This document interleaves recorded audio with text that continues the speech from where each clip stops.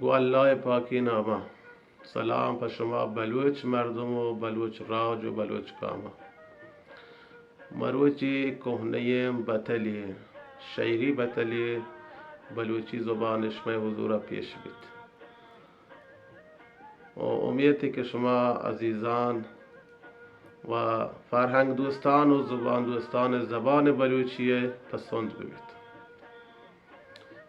یہ بطل شعری یہ وڈانت زبان تحلند جہان کہرند دیگه دا بھی ہم یہ بطلہ بیان کنند زبان زہرند جہان کہرند. یہ بطل مارا زبان ضررا زبان عواقب مارا پیش دارید گوشی که اگر تی زبان بد ببی تو بد زبانی مردم به تی دوست و سنگت و ملک مردم و همسایه چتا دیر بیان چتا ناراض بیان.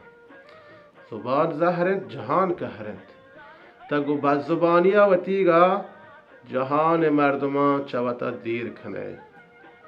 پس یہ بطل مفہوم مارا یہ چیزا گوشی کہ ما بد زبانیا دیر ببیں و بد زبانی و زہر زبانیا فاصلہ بگریں و آہیا تبدیل بکنیں بیک وشین صفتی ہما شیرین زبانیا بجائے زبان زہرینا استفادہ بکنیں وتی زندگیا وتی اعمالانی توکا.